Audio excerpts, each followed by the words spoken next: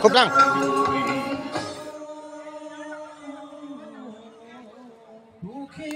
আজি 31 জানুৱাৰী আৰু 31 জানুৱাৰী সমগ্ৰ অসমতে উদযাপিত হৈছে মেডাম মে ফি আৰু আমাৰ ঘৰৰ কাষতে বিশেষকৈ মোৰ ঘৰৰ কাষতে এটা ঐতিহাসিক পুখুৰী আছে সেয়া হৈছে খাৰঘৰ পুখুৰী একাংশ ডেকা লৰাই সেই পুখুৰীটো সংৰক্ষণ কৰিছে আৰু সেই সংৰক্ষণ সমিতিখনৰ নাম হৈছে খাৰঘৰ পুখুৰী সংৰক্ষণ সমিতি সেই ডেকাসকলে আজি প্ৰায় 20 বছৰ ধৰি পুখুৰীটোৰ পাৰত মেডাম মে ফি উদযাপন কৰি আহিছে এয়া হৈছে চেংৰেন এই চেংৰেন ডেকাসকলে বনোৱা চেংৰেন এই চেংৰেনৰ কাষতেই আজি মেডাম মে ফিৰ পূজা অনুষ্ঠিত হ'ব আৰু এই যে মেডাম মে ফি সেই কথাখিনি আজি পাতিম আৰু সমান্তৰালভাৱে খাৰঘৰ পুখুৰী সংৰক্ষণ সমিতিৰ কথাও আপোনালোকক ক'ম এটা সুন্দৰ পৰিৱেশ ৰচনা কৰি ডেকাসকলে নিজৰ সংস্কৃতিক জীয়াই ৰাখিছে এই সংস্কৃতি আৰম্ভ কৰিছিল চাওলুং চুকাফাই অসমত প্ৰথম মেডাম মে ফি উদযাপন কৰিছিল এয়া আমি প্ৰত্যেকে জানো আৰু তাৰ পিছত এটা জাতি জীয়াই থাকিবলৈ হ'লে এটা জনগোষ্ঠী জীয়াই থাকিবলৈ হ'লে তেওঁলোকৰ সংস্কৃতি জীয়াই ৰাখিব লাগিব এয়া এক সংস্কৃতি এক পৰম্পৰা টাই আহোম জনগোষ্ঠীয়ে জনজাতি দাবী কৰিছে 600 বছৰ ৰাজত্ব কৰা এটা জাতি কিন্তু জনজাতি পাবলৈ হ'লে তেওঁলোকৰ সংস্কৃতি থাকিব লাগিব জীয়াই থাকিব লাগিব প্ৰতিটো সংস্কৃতি ৰাখিব লাগিব আৰু সেইখিনি দেখুৱাব পাৰিব লাগিব আৰু এই সংস্কৃতিৰ ভিতৰৰে এটা হৈছে মেডাম মে ফি আচলতে মেডাম মে ফি কি এই কথাটো যেতিয়া আমি চিন্তা কৰোঁ জানো যে মে মানে হ'ল তৰ্পণ কৰা দাম মানে হ'ল পিতৃপুৰুষ উপৰিপুৰুষসকল মৃতকসকল আৰু আকৌ মে মানে আপোনাৰ তৰ্পণ কৰা আৰু ফি মানে হ'ল দেৱতা মেডাম মে ফি অৰ্থাৎ পূৰ্বপুৰুষ পিতৃপুৰুষসকলক যি তৰ্পণ অনুষ্ঠান হয় সেয়াই হৈছে মেডাম মে ফি এয়া চাওক প্ৰতীকী অৰ্থত এটা মৈদামত তৰ্পণ কৰা হৈছে এই তৰ্পণ অনুষ্ঠানটো এতিয়াৰ নহয় আহোমসকলৰ যি প্ৰকৃত ধৰ্ম সেই ধৰ্ম হ'ল ফুৰালুং ধৰ্ম আৰু ফুৰালুং ধৰ্মৰ অন্যতম বৈশিষ্ট্য হৈছে উপৰিপুৰুষৰ পূজা অৰ্চনা কৰিব লাগিব আৰু এইটোৱে এটাও কথাও আৰু স্পষ্ট কৰে যে আমি শিপাডাল কেতিয়াও পাহৰি যাব নালাগে উপৰিপুৰুষসকল আমাৰ শিপা এই শিপাক আমি কেতিয়াও পাহৰিব নালাগে আৰু টাই আহোমসকলে সেই শিপাডাল ধৰি ৰাখিবৰ কাৰণে প্ৰতি বছৰে এই বিশেষ মেডাম মে ফি 31 জানুৱাৰীৰ দিনাখন উদযাপন কৰিছে অৱশ্যে এয়া আধুনিক যুগত 1983 চনমানৰ পৰা 31 জানুৱাৰী লোৱা হৈছে আগতে এই যি মেডাম মে ফি সেই মেডাম মে ফি মাৰ্চ এপ্ৰিল মাহত অনুষ্ঠিত হৈছিলে কৈছিলে যে যেতিয়া চিংকৰা ফুলসমূহ ফুলিব তেতিয়া পূৰ্বপুৰুষক পিতৃপুৰুষসকলক স্মৰণ কৰি উপাসনা কৰিবলৈ তেতিয়াৰ যিসকল লেংডনে হেনো সেই কথাষাৰ কৈছিলে বাৰু যিয়ে নহওক এই যে পূজা অৰ্চনা এই পূজা অৰ্চনাত কি হয় কাক পূজা কৰা হয় কিয় পূজা কৰা হয় প্ৰতিটো ভাল কামৰ কাৰণে মৃতকসকলক উপাসনা কৰা হয় মৃতকসকলক সদায় তৰ্পণ কৰা হয় তেওঁলোকক স্মৰণ কৰা হয় আৰু এই স্মৰণ বিশেষকৈ যেতিয়া ঘৰত পাতে ঘৰত পতা আহোমসকলে যি ঘৰত মৃতকক দিয়ে তাক কয় দামফি আৰু যেতিয়া ইয়াক সামাজিকভাৱে সাৰ্বজনীনভাৱে পতা হয় আৰু তাকেই কয় মেডাম মে ফি এতিয়া প্ৰত্যেক টাই আহোম জনগোষ্ঠীৰ ব্যক্তিসকলে চুকত দিয়া বা দামফি পূজা পাতে কিন্তু মেডাম মে ফিক প্ৰায় 10খন পাং পতা হয় পাং মানে আমি বুজোঁ পাং মানে হৈছে বাঁহৰ চাং আমি যেনেকৈ শৰাই দিওঁ তেনেকৈ উপাচাৰসমূহ সৰু সৰু এখন বাঁহৰ চাং বা পাঙত তুলি দিয়া হয় এতিয়া কাক কাক দিয়া হয়, সেই পাং পতা হয় কাৰ কাৰ নামত? সেই পাং পতা হয় খাওখাম, আইলেংদিন, জাচিংফা, জানচাইখুং, লেংডন, চিটলামচাম, মুটকাম টাইকুম, চাউফিদাম, ৰাখিন আৰু বাখিন। 10খন পাং পতা হয়। তাৰে 2খন পাং অকণমান বেলেগকৈ পতা হয় আৰু আনবিলাক পাং খুব সুন্দৰকৈ পতা হয়। আইচিংলাও দি শ্ৰদ্ধা নিবেদন কৰা হয়, প্ৰাৰ্থনা। আইচিংলাও জানে, আইচিংলাও টাই আহোমসকলৰ এটা পৰম্পৰাগত প্ৰাৰ্থনা।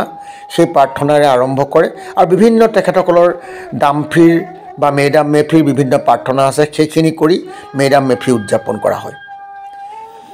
আৰু মেডাম মেফি উদযাপনৰ জৰিয়তে গোটেই জাতিটোৰ কাৰণে, দেশখনৰ কাৰণে, প্ৰতি জাতি জনগোষ্ঠীৰ কাৰণে টাই আহোমসকলে তেওঁলোকৰ মংগলৰ কাৰণে এই পিতৃপুৰুষসকলক স্মৰণ কৰে, তেওঁলোকক পূজা সেৱা আগবঢ়ায়।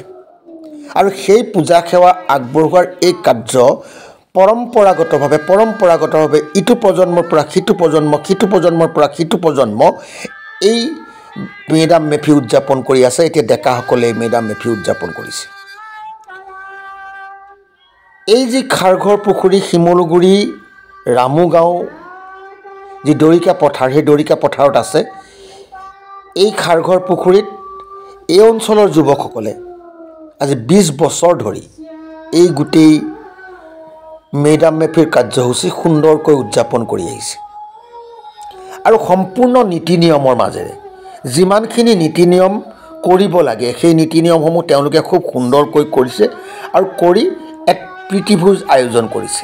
বহুতে ভাবে যে মেডাম মেফিনো কি, মেডাম মেফি আৰু অন্য একো নাই, গাহৰি লুকলাও আৰু ভাত খোৱা এটা অনুষ্ঠান নহয়। মেডাম মেফি হৈছে শিপাক চিনি পোৱা এটা অনুষ্ঠান, শিপাৰ লগত পৰিচয় হোৱাৰ এটা অনুষ্ঠান, নিজৰ পৰম্পৰা, নিজৰ জাতি, নিজৰ ধৰ্মক চিনি পোৱা এটা অনুষ্ঠান, নিজৰ অতীত চিনি পোৱা এটা অনুষ্ঠান। এই নিজৰ অতীত বিচাৰি প্ৰত্যেকে আমি বিভিন্ন পন্থাত থাকিব পাৰোঁ, কিন্তু প্ৰত্যেক জাতি জনগোষ্ঠীৰ নিজস্ব কিছুমান সংস্কৃতি আছে, নিজস্ব কিছুমান বিশেষ বিশেষ কৰ্মসূচী আছে। সেইখিনি কেতিয়াও এৰি যাব নালাগে, কেতিয়াও এৰিব নালাগে, সেইখিনি ৰাখিব লাগিব। কাৰণ আমি জানো যে অসমত এই যি টাই আহোম জনগোষ্ঠীৰ চাওলুং চুকাফাই বৰ অসমৰ ভেটি গঠন কৰিছিল। বৰ অসম গঠন কৰিবলৈ 7 ৰাজ সামৰি এক ৰাজ কৰিছিল, অৰ্থাৎ বিভিন্ন জাতি জনগোষ্ঠীক একত্ৰিত কৰি বৃহত্তৰ অসমীয়া জাতি গঠন কৰিছিল। আৰু সেই চাওলুং চুকাফাই এই যেতিয়া কাৰ্যনিৰ্বাহবিলাক, যেতিয়া তেওঁ ৰাজত্ব আৰম্ভ কৰিছিল, তেওঁ কিন্তু প্ৰথম পিতৃপুৰুষসকলক, মৃতকসকলক উপাসনা আৰু স্মৰণ কৰাৰ পাছত তেওঁ এই গোটেই ৰাজত্বকালটো আৰম্ভ কৰিছিল। মাজতে জয়ধ্বজ সিংহই, মই যিমান দূৰ জানো, পতা নাছিল মেডাম মেফি। মেডাম মেফি নপতাৰ কাৰণে জয়ধ্বজ সিংহই সেইবাৰ হেনো বহু কিবা কিবি হৈছিল। আমি জানো ৰমণী গাভৰুক বংগৰ নৱাবৰ হাতত 6 বছৰ বয়সত তুলি দিবলগীয়া হৈছিল।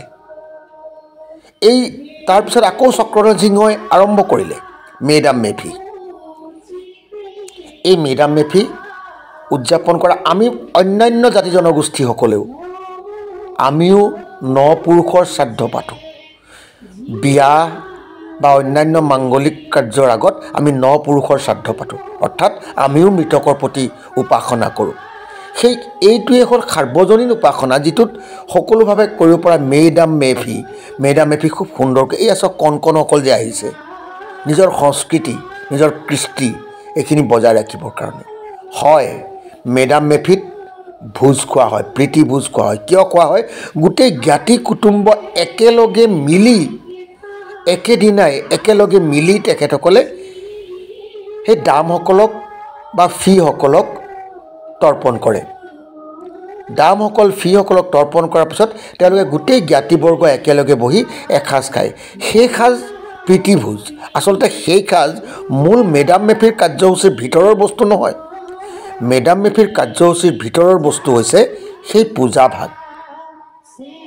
এই যি যিসকল দাম বা ফিক তেওঁলোকে তৰ্পণ কৰে, সেই পূজাভাগেই হৈছে মূলতঃ মেডাম মে ফিৰ মূল কৰ্মসূচী সেয়া। এতিয়া আহক এই খাৰঘৰ পুখুৰী। এই খাৰঘৰ পুখুৰী একাংশ যুৱকে এই খাৰঘৰ পুখুৰীটো খুব ধুনীয়াকৈ সংৰক্ষণ কৰি ৰাখিছে। ইয়াত চৰকাৰে কোনো ধৰণৰ সংৰক্ষণ কৰা নাই, সংৰক্ষণ কৰিছে এচাম যুৱকে। সুন্দৰকৈ ৰাখিছে, তাক কোনো বেদখল কৰিব নোৱাৰাকৈ ইয়াক সুন্দৰকৈ ৰাখিছে। আৰু ইয়াত তেওঁলোকে পৰম্পৰাগত যিখিনি কাৰ্যসূচী, সেই কাৰ্যসূচীখিনি ইয়াত সুন্দৰকৈ পালন কৰি আহিছে। চেংৰেন বনোৱা হৈছে, চেংৰেনত যিখিনি কৰ্মসূচী ল'ব লাগে সেইখিনি লোৱা হৈছে। আৰু এই যে দেখিছে ইয়াত কোনো এজন, সকলো যুৱকসকলে কৰিছে, ৰান্ধনিৰ পৰা এই ৰন্ধন কাৰ্য কৰাজনো সেই যুৱকসকলৰ মাজৰ এজন। এইটো চাওক পুখুৰীটো, এই পুখুৰীটো চাওক, এইটো ইমান সুন্দৰকৈ পুখুৰী বান্ধিছিল। পুখুৰী বন্ধা বুলি যে কওঁ, বহুতে ভাবে যে পুখুৰী খান্দে, কিন্তু আহোম স্বৰ্গদেউৰ দিনত পুখুৰী খন্দা হোৱা নাছিল, পুখুৰী বান্ধিছিল। কেনেকৈ বান্ধিছিল? যে য'ত পানীৰ উৎস পোৱা যায় তাত নাগখুঁটি পোতা হৈছিল। নাগখুঁটিৰ বিষয়ে মই কেতিয়াবা আপোনালোকক ক'ম। সেই নাগখুঁটি পুতি পানীৰ ফোঁৱাৰাটো বিচাৰি তাত নাগখুঁটি পোতা হৈছিল, আৰু চাৰিওফালে যমুনা খান্দি পাৰ বান্ধি দিয়া হৈছিল। পাৰ বান্ধি দিয়াৰ পিছত সেই মাজ অংশটোত পানী সেই নাগখুঁটিয়েদি ওলাই আহি পানী তাত জমা হৈছিল। সেয়া হৈছে পুখুৰী বন্ধা। যিয়ে নহওক, মেডাম মে ফিৰ কথা ক'বলৈ গৈ এই কথাখিনিও মাজতে আপোনালোকক ক'লোঁ। খুব সুন্দৰকৈ প্ৰতি বছৰে উদযাপন কৰি অহা মেডাম মে ফি এই বছৰো খুব আড়ম্বৰপূৰ্ণভাৱে খুব সুন্দৰকৈ উদযাপন কৰিছে, খুব সুন্দৰকৈ ইয়াত আৰু বহু মানুহে অংশগ্ৰহণ কৰিছে। বিভিন্ন জ্ঞাতি কুটুম্ব জ্ঞাতিবৰ্গ আহিছে। অকল টাই আহোম জনগোষ্ঠীয়ে নহয়, সকলো জনগোষ্ঠীৰ ব্যক্তি, সকলো জাতি জনগোষ্ঠীৰ ব্যক্তি এই খাৰঘৰ পুখুৰীৰ মেডাম মে ফিত অংশগ্ৰহণ কৰিবলৈ আহে। এটা ভাল লক্ষণ, কাৰণ এইটো সাৰ্বজনীন এভাগী সাৰ্বজনীন পূজা তৰ্পণ অনুষ্ঠান। এই তৰ্পণ অনুষ্ঠান খুব সাৰ্বজনীন। আৰু এইসকল যুৱকসকলে দিনে নিশাই কাম কৰি কেনেকৈ অতিথিসকলক কেনেকৈ তেওঁলোকে আপ্যায়ন কৰিব পাৰে, কেনেকৈ অভ্যৰ্থনা কৰিব পাৰে, বা কেনেকৈ পূজাভাগি সফল কৰি তুলিব পাৰে, তাৰ কাৰণে যিমানখিনি পাৰে সিমান তেওঁলোকে চেষ্টা কৰিছে। এইদৰে আপোনালোকক দেখুৱাই গৈ আছোঁ। এয়া হৈছে ঐতিহাসিক খাৰঘৰ পুখুৰীৰ পাৰৰ খাৰঘৰ পুখুৰী সংৰক্ষণ সমিতিৰ মেডাম মে ফি। আজি মেডাম মে ফিৰ দিনাখন মই বোলো আপোনালোকক কি দেখুৱাম। নিশ্চয় মেডাম মে ফি বিভিন্ন স্থানত পাতিছে, আপোনালোকৰ স্থানতো নিশ্চয় পাতিছে, কিন্তু ইয়াত প্ৰতি বছৰে পাতে। যিহেতু ডেকাসকলে পাতে আৰু সম্পূৰ্ণ আধ্যাত্মিক যিখিনি কাম সেই সকলোখিনি কৰি সুন্দৰকৈ পাতে, ভাবিলোঁ যোৱা বৰ্ষতো দেখুৱাইছিলোঁ, এই বৰ্ষতো মই আপোনালোকক দেখুৱাই দিওঁ যে আমাৰ ইয়াত মেডাম মে ফি কেনেকৈ উদযাপিত হৈছে। কেতিয়াবা আহিলে, শিমলুগুৰিৰ ফালে আহিব, এইটো খুব সুন্দৰ পুখুৰী চাই যাব যে খাৰঘৰ পুখুৰীনো কি। প্ৰায় মই খাৰঘৰ পুখুৰীৰ কথা কৈ থাকোঁ আপোনালোকক। আৰু এই খাৰঘৰ পুখুৰীত কেনেকৈ ডেকাসকলে এটা পুখুৰী কাৰো ওপৰত নিৰ্ভৰ নকৰি, কোনো চৰকাৰ বা কিহবাৰ ওপৰত নিৰ্ভৰ নকৰি এটা প্ৰাচীন ঐতিহ্যক, প্ৰাচীন কীৰ্তিচিহ্নক কেনেকৈ সংৰক্ষণ কৰি ৰাখিছে, কেনেকৈ তাক সুন্দৰকৈ ৰাখিছে, চাব আহিব। আৰু এনেধৰণৰ বহু প্ৰাচীন কীৰ্তিচিহ্ন মানুহে ব্যক্তিগত সম্পত্তিলৈ ৰূপান্তৰিত কৰিলে। বহু এনেকৈ পুখুৰী পুত গ'ল, কিন্তু এই পুখুৰীটো ৰাখিছে, সুন্দৰকৈ ৰাখিছে। আৰু এতিয়া ইয়াত প্ৰীতিভোজ আৰম্ভ হৈছে। চাওক, শ মানুহে একেলগে বহি এসাঁজ খাইছে। ইয়াত পূজাৰ পিছত বিভিন্ন দূৰৰ পৰা আহে, বহুত ঠাইৰ পৰা আহে, আৰু সকলোৱে পূজা কৰাৰ পাছত যিহেতু খায়, সেইকাৰণে এই প্ৰীতিভোজটোৰ আয়োজন কৰা হয়। আৰু এই প্ৰীতিভোজটো একেলগে খাই জ্ঞাতিবৰ্গ একেলগে বহে বা বিভিন্নজন একেলগে বহে, তাত মত বিনিময় হয়, ভাৱ বিনিময় হয়। এটা খুব সুন্দৰ পৰিৱেশ আচলতে এই প্ৰীতিভোজতো দেখা যায়। খুব এটা সুন্দৰ পৰিৱেশ, আৰু গোটেই কামবিলাক ডেকাসকলে কৰি আছে। আৰু খুব সুন্দৰকৈ আমাৰ ইয়াত এই অনুষ্ঠানভাগী আয়োজন হৈ অনুষ্ঠানভাগী খুব সুন্দৰকৈ পাতে আৰু সেই সগৌৰৱেৰে আচলতে এই অনুষ্ঠানভাগী আমি আপোনালোকক দেখুৱাবলৈ বিচাৰোঁ কাৰণ প্ৰচাৰ হ'ব লাগে এইবিলাক প্ৰচাৰ হ'ব লাগে ভাৰতবৰ্ষৰ বাহিৰৰ বা বিশ্বৰ অন্য প্ৰান্তৰ যিবিলাক অনুষ্ঠান যিবিলাক উৎসৱ সেইবিলাক কিন্তু এই সামাজিক মাধ্যমত খুব প্ৰচাৰ কৰা হয় কাৰণ আমাৰ চহকী সংস্কৃতি আছে আমাৰ চহকী পৰম্পৰা আছে এই পৰম্পৰা সংস্কৃতি অন্য প্ৰান্ততো জানিব লাগিব যে আমি কেনেকৈ থাকোঁ কেনেকৈ আমাৰ কিছুমান অনুষ্ঠানে আমাক কেনেকৈ ভাতৃত্ববোধ গঢ়ি তোলে কেনেকৈ আমি শিপাডালৰ লগত কেনেকৈ সংক্ষিপ্ত হৈ থাকোঁ শিপাডালৰ লগত কেনেকৈ সোমাই থাকোঁ শিপাডাল কেনেকৈ চিনি পাওঁ আমাৰ পিতৃপুৰুষক আমি কেনেকৈ শ্ৰদ্ধা ভক্তি কৰোঁ এই কথাখিনিও কিন্তু জনাৰ প্ৰয়োজন আছে সেইকাৰণে সামাজিক মাধ্যমত এই কথাবিলাক খুব প্ৰচাৰ হ'ব লাগে খুব প্ৰচাৰ প্ৰকাশ হ'ব লাগে আৰু সেই কামেই মই কৰিবলৈ বিচাৰিছোঁ যে মই অন্য ক'ৰবাত গৈ কিবা দেখুৱাতকৈ মই ভাবোঁ যে মোৰ জাতিটোৰ মোৰ দেশখনৰ মোৰ সমাজখনৰ যি সংস্কৃতি যি পৰম্পৰা যি চহকী সংস্কৃতি আছে সেই সংস্কৃতি আন দেশত আন ৰাজ্যত বিশ্বৰ বিভিন্ন প্ৰান্তত চাওক যে অসম মূলকত এটা চহকী জাতি আছে যাৰ চহকী সংস্কৃতি আছে চাওক যি পিতৃপুৰুষক স্মৰণ কৰে যি পিতৃপুৰুষক কেতিয়াও পাহৰি নাযায় যি কিবা এটা কাম কৰিবৰ সময়ত নিজৰ পিতৃপুৰুষক নিজৰ মৃত ব্যক্তিসকলক স্মৰণ কৰে সেইটো জাতি সেই জাতি যি কেতিয়াও অতীত পাহৰি নাযায় আৰু সেই তাৰে এটা বিশেষ অনুষ্ঠান হৈছে আমাৰ এই মেডাম মেফি খাই ভাল পাইছোঁ বুলি কৈছে দেই ধুনীয়া হৈছে বুলি কৈছে যিয়ে নহওক এই অনুষ্ঠানভাগী খুব সুন্দৰকৈ আপোনালোকক দেখুৱাৰ মোৰ ইচ্ছা আছে আৰু খুব সুন্দৰকৈ দেখুৱাবলৈ চেষ্টা কৰিলোঁ কিমান দূৰ আপোনালোকে ভাল পালে নাজানো যদি ভাল পাইছে ধুনীয়াকৈ লাইক এটা দি দিব আৰু পাৰিলে ভিডিঅ'টো শ্বেয়াৰ কৰি দিব এইটো মাজতে কৈ থৈ গৈছোঁ কথাষাৰ তথাপিও আপোনালোক এটাই অনুৰোধ কৰিম যি জনগোষ্ঠীয়ে নহওক প্ৰত্যেকেই নিজৰ যি সংস্কৃতি জনগোষ্ঠীটোৰ যি সংস্কৃতি জাতিটোৰ যি সংস্কৃতি সেই সংস্কৃতি সদায় জীয়াই ৰাখিবলৈ চেষ্টা কৰিব সেই সংস্কৃতিক সদায় জিলিকাই ৰাখিবলৈ চেষ্টা কৰিব আমাৰ ভাষা আমাৰ সংস্কৃতি সেয়া হৈছে আমাৰ জীয়াই থকাৰ সমল জাতিটো জীয়াই ৰখাৰ সমল সেইকাৰণে নিজৰ ভাষা নিজৰ সংস্কৃতি নিজৰ জাতিটো সদায় ভাল পাবলৈ শিকক আৰু এইদৰে নিজৰ অনুষ্ঠানবিলাক সগৌৰৱে প্ৰচাৰ কৰিবলৈ শিকক এই যে পোচাকবোৰ পিন্ধিছে ইমান ধুনীয়া লাগিছে নহয়নে এই মুগাৰ সাজযোৰ ইমান ধুনীয়া ইমান ধুনীয়া আমাৰ সাজ পোচাক আছে চাওকচোন তথাপিও আমি এইবিলাকৰ প্ৰতি আগ্ৰহী নহয় আমি পশ্চিমীয়াৰ প্ৰতি বেছি আগ্ৰহী এই পশ্চিমীয়াৰ প্ৰতি আগ্ৰহী হ'বলৈ যাওঁতে আমি আনক অনুকৰণ কৰিবলৈ যাওঁতে যেনেকৈ ঘৰচিৰিকাই ৰাজহাঁহৰ খোজ শিকিবলৈ যাওঁতে নিজৰ খোজটো পাহৰিলে আমিও আমাৰ সংস্কৃতি কেনেকৈ পাহৰি গৈ থাকিম আমি ইনষ্টাগ্ৰাম কৰোঁ আমি ৰিলছ বনাওঁ আমি ফেচবুক কৰোঁ এইবিলাকত সংস্কৃতি কেনেকৈ প্ৰতিফলিত হয় সেইটো চেষ্টা কৰিব বহু এনেকুৱা মানুহ দেখিছোঁ যি নিজৰ সংস্কৃতিৰ বিসৰ্জন দি কিছুমান বেপেৰুৱা বিষয়বস্তুক লৈ ৰিলছ বনায় নহয় নিজৰ সংস্কৃতিক লৈ ৰিলছ বনাওক